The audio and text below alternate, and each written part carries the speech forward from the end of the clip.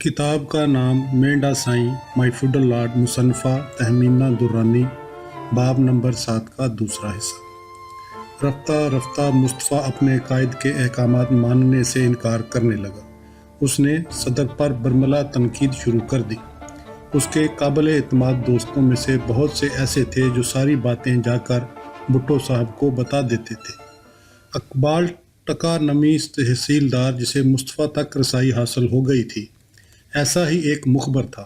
اسے مصطفیٰ کے دلی خیالات تک کا پتہ تھا اور ان دلی خیالات تک رسائی جناب ٹکا کی مہربانی سے بھٹو صاحب کو بھی حاصل ہو چکی تھی۔ بھٹو صاحب کے ارد گرد رہنے والے لوگ بھی پنجاب کے گورنر کی روز افزوں طاقت پر کڑتے رہتے تھے۔ وہ شکوک کے شعلوں کو ہوا دینے لگے۔ انہوں نے بھٹو سے کہا کہ ایک نیام میں 2 تلواریں نہیں سما سکتی۔ بھٹو صاحب مصطفیٰ پر 2 ٹوک انداز میں بھروسہ کرتے تھے۔ انہیں اس سے محبت تھی۔ وہ مصطفیٰ کی اس طرح سرزنش کرتے جیسے کوئی باپ اپنی بگڑی ہوئی اولاد کو ڈانٹتا ہے۔ اسلام آباد میں ہر طرف مصطفیٰ کی ہمسا ہو تو سامنے آئے جیسی خوش فہمی کا چرچا ہونے لگا۔ بھٹو صاحب کو اس کی ڈینگوں سے مطلع کیا گیا۔ بظاہر مصطفیٰ نے کہا تھا کہ ملک کا اگلا صدر وہ بنے گا۔ پنجاب کے عوام اس کی پشت پر ہیں۔ وہ اسے اچانک اٹھا کر اقتدار اعلیٰ تک پہنچا دیں گے۔ بھٹو صاحب کے سیاسی شعور نے انہیں اپنے نائب کی طرف سے خبردار کیا۔ تاریخ ایسی مثالوں سے بھری پڑی ہے جن میں گورنروں نے بادشاہ وقت کے خلاف علم بغاوت کیا۔ یہ بھٹو صاحب کی برداشت سے باہر تھا کہ کوئی شخص جو پس پردہ منتظر ہو اپنے وقت سے پہلے اسٹیج پر آ دمکے۔ مصطفیٰ میں صبر کا مادہ نہ تھا۔ جو مکالمے اسے ادا کرنے تھے انہیں وہ بھٹو صاحب کی طرف سے اشارہ ملنے سے پہلے ہی بولنا شروع کر دیتا۔ مصطفیٰ نے اپنے موقف کو حق بجانب ٹھہرانے کی کوشش میں دلیل یہ پیش کی کہ اگر وہ انفرادی طور پر ایک قائد کی طرح ابھر کر سامنے آئے گا تو اس میں بھٹو صاحب کا فائدہ ہی فائدہ ہے۔ پیپلز پارٹی کو مزید رہنما درکار تھے۔ یہ توقع نہیں کی جا سکتی کہ بھٹو صاحب بنفس نفیس ہر بات اور کام پر خود نظر رکھیں۔ اس نے بھٹو صاحب کی خدمت میں کئی بار عرض کی کہ وہ ہمیشہ وفادار رہے گا اور جو بھی حمایت اسے حاصل ہوگی وہ ساری کی ساری پارٹی کے سپرد کر دی جائے گی۔ مصطفیٰ کی یہ دلیل بھٹو صاحب نے قبول نہ کی۔ انہیں پتہ تھا کہ مصطفیٰ کو جو بھی حمایت حاصل ہے وہ پارٹی کے اندر سے ہے۔ وہ دوسری جماعتوں کے چھوٹے چھوٹے دڑوں کو توڑ کر ساتھ ملانے میں کامیاب نہ ہو سکا تھا۔ وہ صرف بھٹو صاحب کی طاقت کی اساس کو کتر رہا تھا۔ وہ اس کیک کو بانٹ کر کھانا چاہتا تھا جسے بھٹو صاحب نے تیار کیا تھا۔ اقتدار ہاتھ آ جانے سے مصطفیٰ کی خود پسندی حد سے بڑھ گئی۔ بھٹو صاحب کو ہر ایرے غیرے اور خود ان کے وزیروں مشیروں کے ٹولے نے مصطفیٰ کی خیرہ سری کی خبر دی۔ ہر کسی کو آرزو تھی کہ بھٹو صاحب مصطفیٰ کے پر کتریں تو صحیح۔ معاملات جلد ہی قابو سے باہر ہو گئے اور دونوں کھلم کھلا خم ٹھونک کر آمنے سامنے آ ڈٹے۔ آئین کی منظوری کے بعد مصطفیٰ کو پنجاب کا وزیر اعلیٰ بنا دیا گیا تھا۔ کراچی میں کابینہ کے ایک اجلاس کے دوران بھٹو صاحب اور مصطفیٰ کا اختلاف جو آہستہ آہستہ پک رہا تھا اچانک ابال کھا کر سامنے آ گیا۔ مسٹر امتیازی نامی ایک بیوروکریٹ نے اجلاس میں ایک مقالہ پڑھا جس میں واضح طور پر پنجاب سے رعایت برتی گئی تھی۔ بھٹو صاحب نے امتیازی کو بیچ میں ٹوک دیا اور اس پر برس پڑے۔ کسی کو یہ حق نہیں کہ مجھے بتائے کہ ملک کے صوبوں میں فنڈز کو کیسے تقسیم کرنا ہے۔ اگر میں چاہوں تو تمام فنڈز لاڑکانہ منتقل کر سکتا ہوں۔ مجھے عوام اختیار دے چکے ہیں۔ مصطفیٰ نے دخل دیتے ہوئے کہا، جناب یہ درست نہیں۔ آپ کو پورے ملک کے عوام کی خدمت کرنے کا اختیار ملا ہے۔ بات لاڑکانہ تک محدود نہیں۔ جب تک میں پنجاب کا وزیر اعلیٰ ہوں آپ ایسا نہیں کر سکتے۔ میں پنجاب کے حقوق کا تحفظ کروں گا۔ اس مصطفیٰ گھر میں اور 1962 کے خاموش طبع مصطفیٰ گھر میں جو بھٹو صاحب کے ہونٹوں سے ادا ہونے والے ہر لفظ کو ہماتن گوش ہو کر سنتا تھا، زمین آسمان کا فرق تھا۔ بھٹو صاحب اٹھ کھڑے ہوئے۔ انہوں نے اپنے کاغذات اٹھا کر میز پر پھینک دیے اور چراندے انداز میں بولے، یا میں پاکستان کا وزیر اعظم رہوں گا یا تم وزیر اعظم بن جاؤ۔ یہ کہہ کر وہ بکتے جھکتے اجلاس چھوڑ کر چلے گئے۔ مصطفیٰ کو اس کے ساتھیوں نے گھیر لیا۔ ان کا خیال تھا کہ مصطفیٰ نے اپنے اختیارات سے تجاوز کیا ہے۔ انہوں نے کہا کہ وہ اندر جا کر وزیر اعظم سے معافی چاہے۔ مصطفیٰ اندر گیا۔ بھٹو صاحب نے اسے خبردار کیا اور آئندہ تمیزداری کا ثبوت دینے کے لیے کہا، تم قابو سے باہر ہوتے جا رہے ہو، میں سرعام اس طرح کی گستاخی برداشت نہیں کر سکتا، اگلی بار مجھ سے علیحدگی میں بات کرنا۔ بھٹو صاحب نے لاہور میں ایک اسلامی کانفرنس کا اہتمام کیا۔ مقصد یہ تھا کہ بنگلہ دیش میں منہ کی کھانے سے پاکستان کا امیج جو بگڑا تھا اسے سنوارا جائے۔ کانفرنس کی حیثیت ایسے جشن کی تھی جسے دیکھ کر لوگ واہ واہ کر اٹھیں۔ مختلف ملکوں کے مقتدر سربراہوں کو مدعو کیا گیا تھا۔ تیل کی قیمتوں میں زبردست اضافے کی وجہ سے بہت سے مسلم ممالک راتوں رات بے انتہا امیر ہو گئے تھے اور بھٹو صاحب ان کا دل جیتنا چاہتے تھے۔ وہ پاکستان کے لوگوں کو یہ منظر دکھانے کے خواہاں بھی تھے کہ مسلم امہ کے تمام رہنما مل کر بادشاہی مسجد میں نماز ادا کر رہے ہیں۔ اس طرح ان راسل عقیدہ حضرات کے اس الزام کی بھی پرزور تردید ہو جائے گی۔ بھٹو صاحب دہریے اور اوباش ہیں۔ اس کانفرنس کو کامیابی سے تکمیل تک پہنچانا مصطفیٰ کی ذمہ داری تھی۔ اس کی انتظامی صلاحیتوں پر انتہا کا دباؤ پڑا، لیکن جو کام اس کے ذمہ لگایا گیا تھا وہ اس نے کر دکھایا، بلکہ نہایت خوش اسلوبی سے انجام دیا۔ کانفرنس کی تمام کارروائی بالکل صحیح طریقے سے بالکل صحیح وقت پر ہوئی، ذرا سا مبالغہ ہی صحیح۔ ایک تقریب کے موقع پر ڈائز پر 3 کرسیاں رکھی گئی تھیں۔ لیبیا کے قذافی کے دائیں بائیں بھٹو صاحب اور مصطفیٰ کو بٹھانا تھا۔ جب تینوں رہنما نشستیں سنبھالنے لگے تو قذافی نے اپنے نائب عبدالسلام جالود کی کو تلاش میں ادھر ادھر نظر دوڑانی شروع کی۔ کہنے لگا کہ جالود کو آ کر ڈائز پر اس کے ساتھ بیٹھنا چاہیے۔ جالود کو ڈھونڈ ڈانٹ کر قذافی کے پاس لایا گیا۔ بھٹو نے مصطفیٰ کو اشارہ کیا کہ وہ اپنی کرسی جالود کے لیے چھوڑ دے۔ مصطفیٰ اٹھ گیا اور دوسری کرسی لائے جانے کا انتظار کرنے لگا۔ قذافی بیٹھ گیا۔ منچلا رہنما ایک اہم نقطے کی طرف توجہ دلانے میں کامیاب رہا تھا۔ مصطفیٰ کے دل پر اس بات کا بہت اثر ہوا۔ اس نے بھٹو سے شکایت کی، قذافی کتنا عظیم انسان ہے، جس عزت اور اہمیت کا نائب مستحق ہے وہ قذافی سے اسے ملتی ہے۔ آپ میں اور قذافی میں یہی فرق ہے۔ جب تک جالود کو اس کے پاس نہیں لایا گیا وہ بیٹھا تک نہیں۔ اسلامی کانفرنس کے انعقاد سے ملاب کرانے کا کام بھی لیا گیا۔ مجیب الرحمان کو پاکستان بلایا گیا اور بھٹو صاحب نے کانفرنس سے پیدا ہونے والے انبات کی آڑ میں بنگلہ دیش کو تسلیم کر لیا۔ شالیمار باغ میں آنن فانن صواب رائے کی مدد سے مدعا حاصل ہو گیا۔ اقتدار میں آنے سے فائدہ اٹھا کر مصطفیٰ نے ان تمام زمینوں پر دوبارہ قبضہ جما لیا جنہیں وہ اپنی سیاسی مہم کے دوران اور اپوزیشن کا ساتھ دینے کے زمانے میں بیچ چکا تھا۔ جب وہ گورنر بنا تو اس کے پاس صرف 30 ایکڑ زمین رہ گئی تھی۔ پولیس ان تمام بد نصیبوں کو پکڑ لائی جنہوں نے مصطفیٰ سے زمین خریدی تھی اور انہیں ڈرا دھمکا کر ساری املاک سابق مالک کو لوٹانے پر مجبور کر دیا۔ اپنی گورنری کے زمانے میں وہ تقریباً اپنی ان تمام زمینوں کو دوبارہ حاصل کرنے میں کامیاب ہو گیا جو ہاتھ سے نکل گئی تھیں۔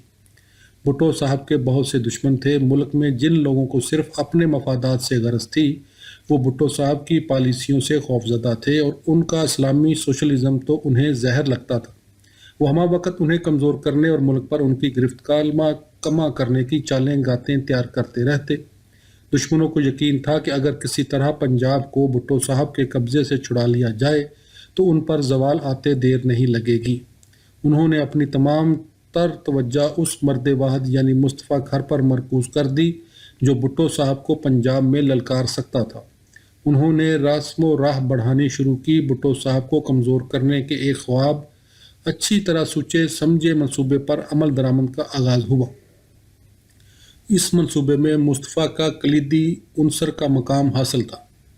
اسلامی کانفرنس کے فوراً بعد مصطفیٰ نے استعفے پیش کر دیا۔ بھٹو صاحب نے اسے منظور تو کر لیا لیکن مصطفیٰ سے استدعا کی کہ استعفے دینے کی بات کو اپنے تک ہی رکھے، وہ اسے ابھی عام نہیں کریں گے۔ بھٹو صاحب نے مصطفیٰ سے کہا کہ رات کو وہ اپنے فیصلے پر دوبارہ غور کر لے اور اگلی صبح ان سے ملے۔ ابھی یہ طے ہونا باقی ہے کہ مستقبل میں ہمارے روابط کی نوعیت کیا ہوگی۔ یہ طے پا جانے کے بعد ہی ہم تمہارے مستعفی ہونے کا اعلان کریں گے۔ اس رات مصطفیٰ کو بتایا گیا کہ وہ بھٹو صاحب کے دام میں آ گیا ہے۔ وہ اعلان کر دیں گے کہ مصطفیٰ کو ہٹا دیا گیا ہے اور پھر اس کی برطرفی کی وجوہ گنا ڈالیں گے۔ مصطفیٰ کو اس برطرفی کا دھچکا سہار جانے یا وضاحت کرنے میں کہ اسے کیوں ہٹایا گیا ہے سخت دشواری پیش آئے گی۔ मुस्तफ़ा ने अपने मुखबर के कहे को सहीफ़ा आसमानी समझा। उसने प्रेस कॉन्फ्रेंस तलब की और इस्तीफ़े का ऐलान कर दिया। उसने जल्दबाजी से काम लिया।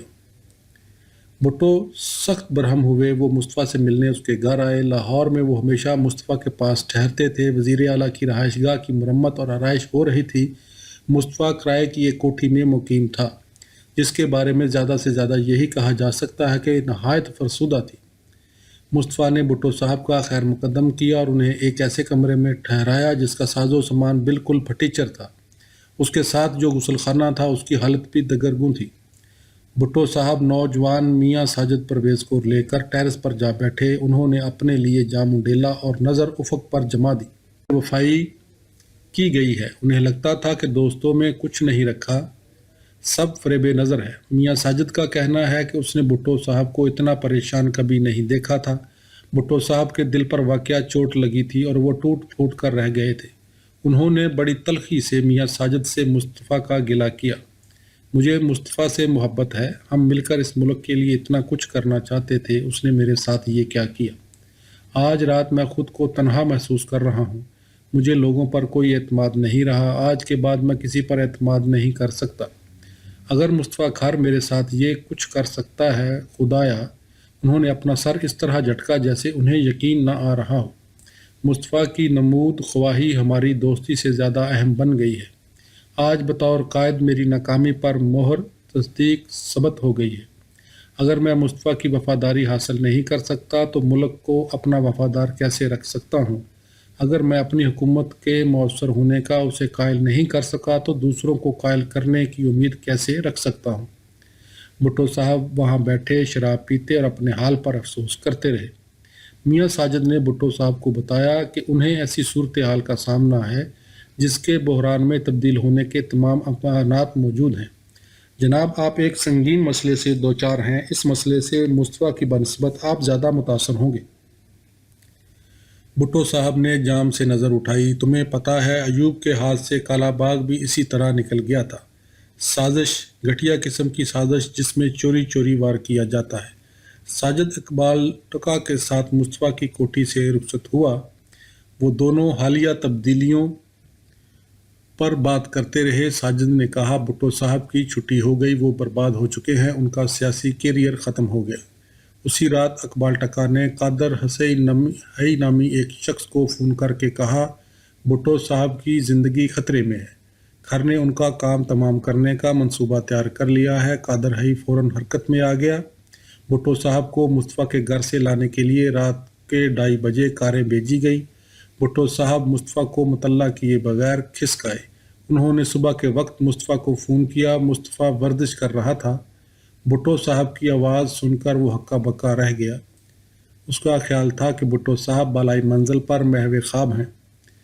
भुट्टो साहब ने अपने चले आने की वजह मुस्तफ़ा को नहीं बताई, कोई बहाना बना दिया। उन्होंने मुस्तफ़ा से कहा कि उनका असबाब कॉर्नर हाउस पहुंचा दिया जाए। भुट्टो साहब ने मुस्तफ़ा से कहा वो उनके साथ लड़कर न चले। हवाई अड्डे पर जब मुस्तफ़ा अपने कायद के आगे आगे त्यारे पर सवार हुआ तो सुनता क्या है कि भुट्टो साहब हनीफ रामे को बुलाकर वज़ीर आला के तौर पर चार्ज संभालने का कह रहे हैं। हनीफ रामे स्याह रंग की उसी सरकारी मर्सिडीज़ में घर लौटा जिसमें मुस्तफ़ा घर बैठकर हवाई अड्डे आया था। भुट्टो साहब और मुस्तफ़ा ने बज़ाहिर तासर तो यही दिया कि बात कुछ भी नहीं, लेकिन ज़ीरक मुबस्सरों ने भांप लिया कि दोनों के दरमियान ऐसी खलीज पैदा हो चुकी है जिसे पाटना मुमकिन नहीं। पार्टी के अरकान को जो नज़र आया वो उसी पर यकीन ले आए। उनका ख्याल था कि भुट्टो साहब उन्हें बना रहे हैं और भुट्टो साहब और मुस्तफ़ा की ज़ाहरी अनबन महज ड्रामाबाजी है। उनके ताल्लुकात की खराबी को नूरा कुश्ती का नाम दिया जाने लगा। नतीजा ये निकला कि हनीफ रामे को अपने लिए हमायत हासिल करने में सख्त दुश्वारी पेश आई। असम्बली में घर के वफादार वज़ीर आला से बिगड़े बिगड़े रहे और पार्टी में फूट पड़ने की नौबत आ गई। भुट्टो साहब और मुस्तफ़ा अब भी मिलते रहे, लेकिन उनका याराना शदीद खचाव की जद में आ चुका था।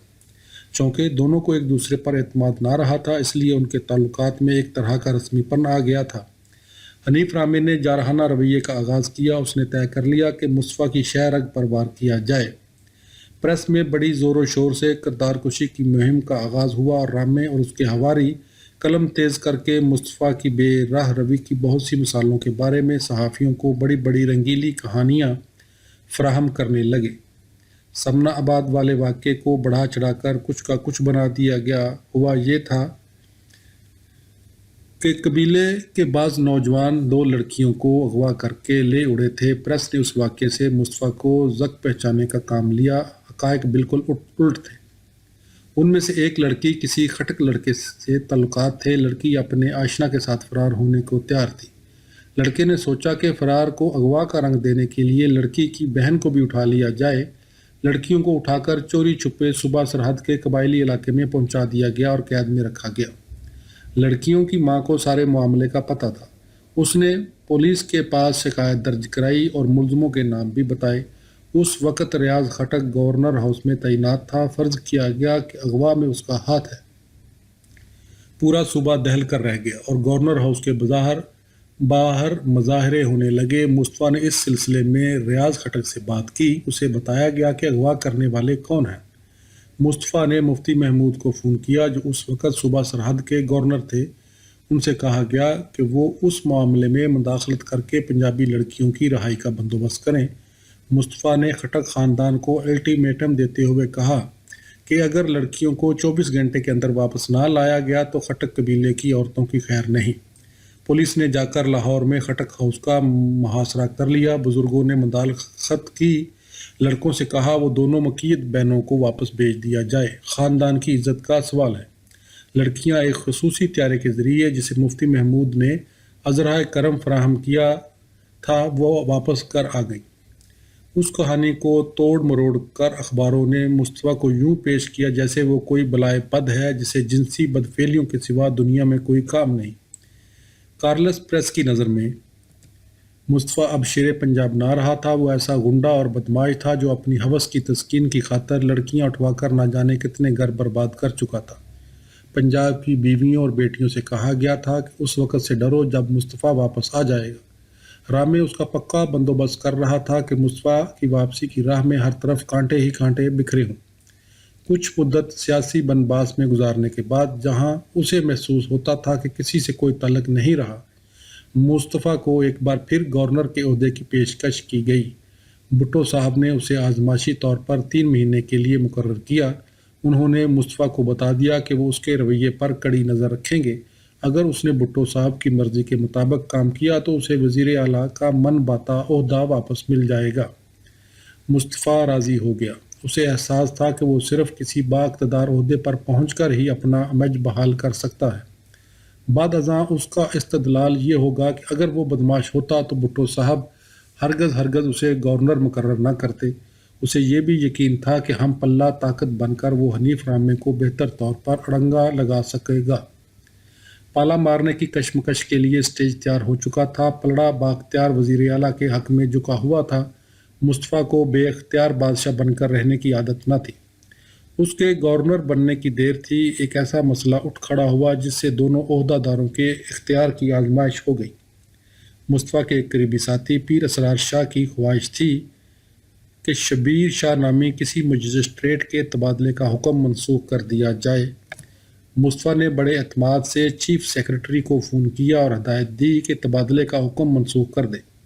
چیف سیکرٹری کے انداز سے ظاہر نہ ہوا کہ وہ مؤدب یا مروب ہو کر بات سن رہا ہے۔ اس نے مصطفیٰ سے کہا کہ وہ بعد میں فون کرے گا۔ چیف سیکرٹری نے بعد میں فون پر کہا افسوس ہے جناب لیکن اس کیس کے سلسلے میں آپ کو وزیر اعلیٰ سے بات کرنی پڑے گی۔ تبادلے کا یہ حکم خود انہوں نے جاری کیا تھا۔ یہ جواب سن کر مصطفیٰ جھنجھلا گیا۔ اس نے رامے کو فون کیا۔ وزیر اعلیٰ نے بڑی شائستگی سے لیکن استقلال کے ساتھ جواب دیا، خر صاحب بھلا ایک ادنا مجسٹریٹ سے آپ کی کیا دوستی ہو سکتی ہے؟ برائے کرم اس طرح کی باتیں نہ کریں۔ آخر میں بھی تو دیکھیے کہ صوبے کا نظم و نسق مجھے ہی چلانا ہے۔ آئیے ہم ایک دوسرے کے معاملات میں دخل نہ دیں، یہی بہتر ہے۔ مصطفیٰ تلملا اٹھا۔ اس کی سمجھ میں آ گیا کہ وہ بالکل بے بس ہے اور اسے اپنے احکام پر عمل درآمد کرانے کا کبھی موقع نہیں دیا جائے گا۔ اس نے بھٹو صاحب کو فون کیا اور تلخ ہو کر شکایت کی کہ اس کے پاس کوئی اختیار نہیں۔ بھٹو صاحب نے اس کا غصہ ٹھنڈا کر کے وعدہ کیا کہ وہ رامے سے بات کریں گے۔ مصالحت ہو جانے کے بعد بھی سیاسی سازش نے مصطفیٰ اور بھٹو صاحب میں تفرقہ ڈالے رکھا۔ جب بھی وہ دونوں ساتھ سفر کرتے کہیں سے لوگ نمودار ہو کر مصطفیٰ خر زندہ باد اور شیر پنجاب کے نعرے بلند کرنے لگتے۔ کسی کے علم میں تھا کہ بھٹو صاحب مصطفیٰ کی آزادانہ شہرت سے متنفر ہیں۔ جب بھی یہ نعرے لگتے بھٹو صاحب واضح طور پر دبک سے جاتے۔ مصطفیٰ کا خیال تھا کہ اس چال کے پیچھے رامے کا ہاتھ ہے، لیکن مصطفیٰ اس پوزیشن میں نہیں تھا کہ رامے کو روک سکتا۔ ایک بار جب داتا دربار میں بڑے بڑے ہجوم قائد عوام کے پاس سے گزر کر شیر پنجاب کے گرد جمع ہونے لگے تو مصطفیٰ نے دیکھا کہ بھٹو صاحب کے چہرے پر ایک رنگ آ رہا ہے، ایک رنگ جا رہا ہے۔ شرارت کی جا رہی تھی، اب اسے روکا نہ جا سکتا تھا۔ شرارت کے پیچھے جو مقصد تھا وہ پورا ہو کر رہے گا۔ ڈاکٹر مبشر نے جو وہاں موجود تھے مصطفیٰ کو بتا دیا کہ سا ختم سمجھو، اس کے بعد بھٹو صاحب سے نہیں نبھ سکتی۔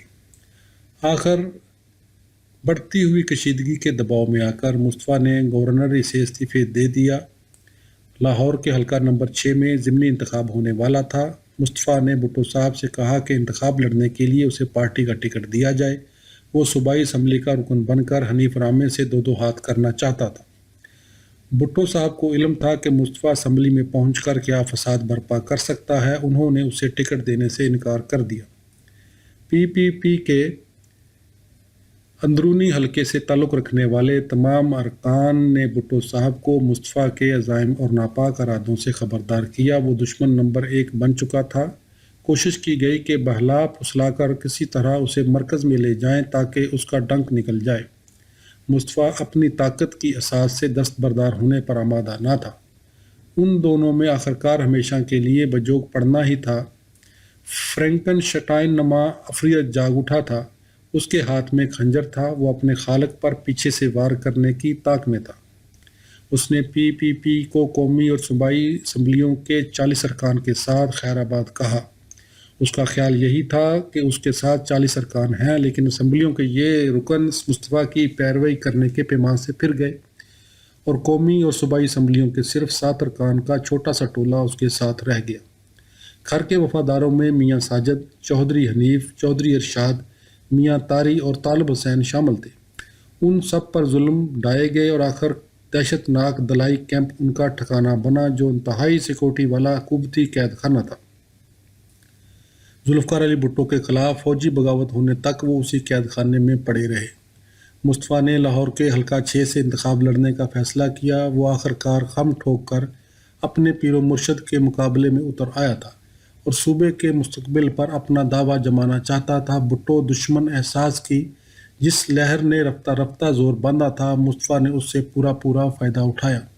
اس نے ہر طرف پھیلی ہوئی بددلی سے، جو خوش فہمیوں کے خاک میں مل جانے کا نتیجہ تھی، خوب کام نکالا اور کچلے اور روندے ہوئے لوگوں کی دلی جذبات کو گواہی بخشی، جو محسوس کر رہے تھے کہ جس حکومت کو وہ اقتدار میں لائے تھے اس نے انہیں مایوسی کے سوا کچھ نہیں دیا۔ اس نے درمیانی مدت کے اس بحران کا بالکل صحیح اندازہ لگایا جس نے حکومت کو اپنے شکنجے میں کس رکھا تھا۔ لوگ ہجوم در ہجوم اس کے زور خطابت کی وجہ سے اس کی طرف کھنچے چلے آئے۔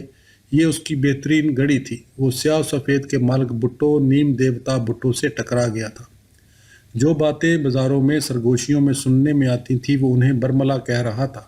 اس کو نکتہ چینی سچائی پر مبنی معلوم ہوتی تھی۔ آخر وہ وزیر اعظم کا قریب ترین ساتھی رہ چکا تھا۔ اگر وہ بھٹو کی غلط کاریاں گنوا رہا تھا تو ضرور سچ بول رہا ہوگا۔ بھٹو صاحب کے اوسان خطا ہو گئے۔ پی کے تمام اعلیٰ عہدے دار، چھوٹے بڑے، لاہور آدم کے بغاوت کی اس رو پر بند باندھنے کے لیے آزاد کشمیر کے صدر اور وزیر اعظم، بلوچستان اور صوبہ سرحد کے گورنروں اور وزیر اعلیٰ اور وزیروں کی پوری فوج نے لاہور آ کر ایک بار اپنی صورت دکھائی۔ یہ مصطفیٰ کی طاقت کا اور اس بات کا ثبوت تھا کہ بھٹو صاحب اس طاقت کو تسلیم کرتے ہیں۔ اس دنگا فساد سے جو شخص ڈپلومیٹک انداز میں دور رہا وہ مصطفیٰ جتوئی تھے۔ انہوں نے پرانے وقتوں کے اس دوست سے وفا کی جب وہ دونوں قومی اسمبلی کی پچھلی نشستوں پر بیٹھتے تھے اور ان کی کوئی اہمیت نہ تھی۔ پاکستان کی اتراؤ چڑھاؤ بری تاریخ میں یہی 2 غلام مصطفیٰ تھے جنہوں نے بار بار اپنے اتحاد کا ثبوت دیا۔ بھٹو صاحب نے صوبائی دارالحکومت میں ایک اجلاس کا بندوبست کر کے جس کی تجویز صوبہ سرحد کے وزیر اعلیٰ نے ان کے سامنے رکھی تھی، جتوئی صاحب کو اسی بہانے لاہور بلانے کی کوشش کی۔ جتوئی صاحب نے یہ کہہ کر آنے سے انکار کر دیا کہ انہیں کراچی میں کچھ کام ہے۔ اگرچہ جتوئی صاحب کا تعلق سندھ کے ممتاز ترین جاگیردار خاندانوں میں سے ایک سے ہے، ان کے اقتدار کے نظام میں مصطفیٰ کے نظام اقتدار سے کہیں زیادہ خوبیاں پائی جاتی ہیں۔ جتوئی صاحب کی شخصیت پرانے وقتوں کے جاگیرداروں کا نمونہ ہے۔ افسوس کہ پرانے جاگیردار ایسے نژاد ہیں جن کا نشان مٹتا جا رہا ہے۔ غیرت مندی، راست بازی، وفاداری، سچائی اور اپنی ریت کے ساتھ پدرانہ شفقت پرانے جاگیردار کے وہ خصائص ہیں جو فوراً نظر میں آ جاتے ہیں۔ میں اکثر اس تضاد کے بارے میں حیران ہوتی رہی۔ میں نے جتوئی ہاؤس اور کھر ہاؤس دونوں کی فضا دیکھی ہے اور ان میں پائے جانے والے فرق نے ہمیشہ میرے ذہن پر اثر چھوڑا ہے۔ میں صرف اس نتیجے پر پہنچ سکی ہوں کہ اس فرق کے پیچھے بعض تاریخی اسباب کار فرما ہیں۔ کھر، جیسا کہ ہم دیکھ چکے ہیں، جاگیردارانہ امنگیں رکھنے والے قبائلی لوگ ہیں۔ وہ ایک عبوری دور سے گزر رہے ہیں، لیکن یہ زمانہ جس میں انہوں نے قبائلی رہن سہن چھوڑ کر جاگیردارانہ زندگی کی طرف قدم اٹھایا ہے، ایسا ہے جو جاگیردارانہ طرز بود و باش میں شگاف ڈالتا جا رہا ہے۔ زمانے کی اس چیرہ دستی کے جواب میں کھر خاندان کا عمل کسی نو دولتی جاگیردار کا سا ہے۔ انہیں اس تہذیب اور شرافت کو اپنے میں رچانے کا موقع ہی نہیں ملا جو پشتینی جاگیرداروں کی رگو پے میں شامل تھی۔ اس زمن میں کھر خاندان کا بونڈا ادا لہونگا لگا کر شہیدوں میں شامل ہونے کے سوا کچھ نہیں۔ پاکستان میں اور بھی ایسے جاگیردار گھرانے ہیں جو شرافت کے ان بلند معیاروں پر پورے اترتے ہیں جن کے جتوئی خاندان کے افراد علم بردار ہیں۔ نواب صادق حسین قریشی اور حالہ کے مخدوم خاندان کے نام فوراً ذہن میں آتے ہیں۔ ان کا رویہ دیکھ کر آدمی حیران ہو کر سوچتا ہے کہیں وہ زوال آمادگی اور عیاشی جنہیں مخصوص جاگیردارانہ عادتیں سمجھا جاتا ہے محض خلاف از معمول باتیں نہ ہوں۔ بدقسمتی سے اس خیال میں کوئی سچائی نہیں۔ عام جاگیردار جسے اپنے طبقے کا صحیح نمائندہ کہا جا سکتا ہے شاید سطحی طور پر شائستہ اور نستعلیق معلوم ہو، لیکن بہت کم لوگوں کو اس سطح کو خریدنے کا حوصلہ ہوا ہے۔ مصطفیٰ کی بغاوت نے بھٹو صاحب کو ہلاک کر رکھ دیا۔ اس صدمے سے وہ کبھی پوری طرح سنبھل نہ سکے۔ ایک بار میاں امان اللہ نے حفیظ پیرزادہ کی بیگم سعدیہ کے پاس کسی پیر کو بھیجا۔ سعدیہ نے پیر صاحب سے دریافت کیا کیا اس کا شوہر وزیر اعظم کب بنے گا۔ یہ کہانی بھٹو صاحب تک پہنچ گئی۔ انہوں نے حفیظ کو بتایا اگلا وزیر اعظم پنجاب سے ہوگا۔ اگر میرے بعد پی پی پی اقتدار میں آئی تو اس کی قیادت مصطفیٰ کے ہاتھ میں ہوگی۔ انتخاب میں دھاندلی ہوئی اور مصطفیٰ ہار گیا۔ آخری جلسے میں جو تاج پورے کے مقام پر ہوا تھا، بھٹو صاحب کے گرگوں نے مجمع میں زہریلے سام چھوڑ دیے جس سے باگڑ مچ گئی۔ گولیاں بھی چلیں۔ کوئی 1 لاکھ سے زیادہ آدمی اندھا دھند ادھر ادھر بھاگنے لگے اور بہت سے کچلے گئے۔ یہ واقعہ مصطفیٰ کے سیاسی کیریئر میں فیصلہ کن موڑ ثابت ہوا۔ وہ جلسے سے لوٹا تو بہت گھبرایا اور سہما ہوا دکھائی دے رہا تھا۔ ہوش و حواس ٹھکانے نہ تھے۔ میاں ساجد ایک نوجوان کی لاش لے کر مصطفیٰ کے گھر پہنچا۔ اس نے لاش کو باہوں میں اٹھا رکھا تھا۔ مصطفیٰ کا رد عمل غیر متوقع تھا۔ اس نے اس لمحے سے جو سیاسی طور پر آن کی آن میں تہلکہ پیدا کر سکتا تھا فائدہ نہ اٹھایا۔ وہ ساجد پر برس پڑا، تم پاگل ہو گئے ہو کیا؟ تم لاش لے کر یہاں کس لیے آ گئے؟ اتنا بھی نہیں سمجھتے کہ مجھے قتل کے الزام میں گرفتار کیا جا سکتا ہے؟ لاش فوراً یہاں سے لے جاؤ۔ تم اتنے احمق کب سے ہو گئے؟ ساجد حیران و پریشان وہاں سے واپس چلا آیا۔ جسے وہ شیرستان سمجھتا رہا تھا وہ شیر قالین نکلا۔ ساجد کو یقین تھا کہ اگر لڑکے کے جنازے کی قیادت مصطفیٰ خود کرتا تو بھٹو صاحب کے خلاف ہاری ہوئی بازی جیتی جا سکتی تھی۔ پورا پنجاب سڑکوں پر نکل آتا۔ مصطفیٰ میں بھٹو صاحب کے خلاف تحریک چلانے کی اہلیت تو تھی مگر بظاہر قوت ارادی اتنی نہ تھی۔ وہ پولیس اور انتظامیہ سے بہت ڈرتا تھا۔ یہ خوف اس کے جاگیردارانہ دنوں کی باقیات تھا۔ صرف اقتدار ہی تحفظ کی ضمانت بن سکتا تھا۔ اگلے دن ایک مزدور رہنما کو مار دیا گیا۔ جب مصطفیٰ اس کی تعزیت کرنے گیا تو جماعت اسلامی کے آمادہ با جنگ کارکن اس پر ٹوٹ پڑے۔ اس کے کپڑے پھٹ گئے، ٹھکائی الگ ہوئی۔ پولیس نے اس کی جان بچائی۔ مصطفیٰ اعلان کر چکا تھا کہ وہ مقتول رہنما کے جنازے کی قیادت خود کرے گا۔ آخری وقت پر اس کی ہمت جواب دے گئی۔ وعدے سے پھر جانا بڑا مشکل تھا۔ مصطفیٰ کسی کو منہ دکھانے کے قابل نہ رہتا۔ ایک منصوبہ گڑھا گیا۔ اگلی صبح اخباروں میں مصطفیٰ کھر کے سنسنی خیز اغوا کی کہانیاں چھپی ہوئی تھیں۔